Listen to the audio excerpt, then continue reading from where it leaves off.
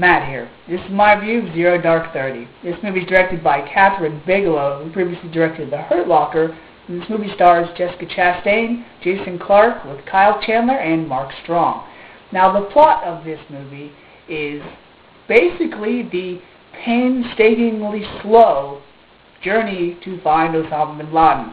The movie starts out September 11, 2001, and ends at about, I believe, May 3rd, 2011.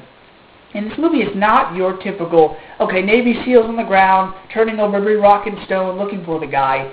This is the office work. It's the mystery solving. It's the detective work. It's everything that basically happens inside the office when a guy says, "Hey, Jimmy, I want all these papers filed on my desk by noon." That's what this movie was. But everybody's been buzzing about it. Everybody's been talking about it. It's Oscar season, and this movie's set to win all these awards. Well, should be people talking about it? Not really. I said this movie was painstakingly slow. To me, it was just that. This movie is about 3 hours long, and unfortunately, it takes 2 hours and 30 minutes to get good. I wasn't interested in the movie until the last 30 minutes. And then again, I think that's the reason why everybody went to go see this movie, because it's about the capturing and killing of Osama bin Laden. If this was the 1940s and somebody made a movie about killing Hitler, I'm pretty sure it would have the same effect, so I can't really blame the director for that. That was the acting in this movie. There's really only one main character. There's a bunch of co-stars, but there's only one person that's throughout the film, and that's Jessica Chastain's character of Maya. Now, I understand this movie is being nominated for Best Actress for two reasons.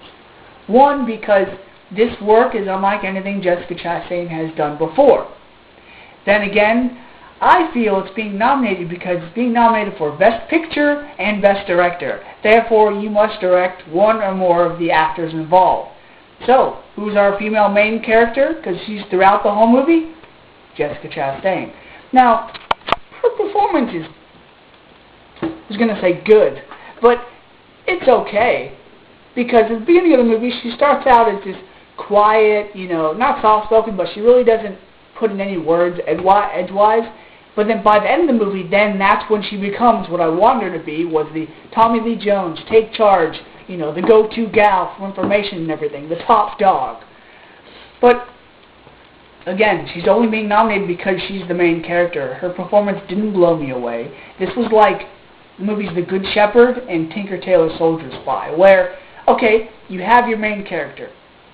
Yeah, the main character may not be fascinating, but they're not helping the storyline either, because the storyline is just slow and boring, and it's not until the end of the movie, when the mystery is solved and the case is finished, does the main character become interesting. And that was the flaw with this movie. You had co-stars like Harold Perrineau and Mark Strong, Kyle Chandler. You even have James Gandolfini in this movie. But they were only in it for a little bit. The main focus was on Maya, played by Jessica Chastain. Now, this movie did have one thing that I liked in it. Besides the end of the movie, it had a character, I don't remember his name, but his real name is Jason Clarke. And he was basically the guy in charge of torturing people, but he had principles. He was like, okay, I'm going to hurt you. You lie to me, I hurt you. What, you want some food? Okay, bring him some food. Okay, where's bin Laden? What?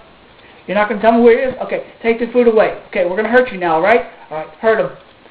That was the only real likable character in this movie. Because, like I said, Jessica Chastain is just your typical detective that really doesn't go against the system. She doesn't really ask any questions. She just does her job. And then in the movie, that's when she gets good. So, because this movie was slow and really uninteresting until the end when the Navy SEALs go there and find bin Laden, from rating a 1 to a 5, I'm going to give Zero Dark 30 a 2.5, a 3 at the most, just because this movie is realistic, like The Hurt Locker, but it's a little too realistic, because it's not like your typical episode of CSI, or even your 13-episode season of The Wire, because in those shows, they have other things going on besides the main plot. They have things that keep you interested besides the main case.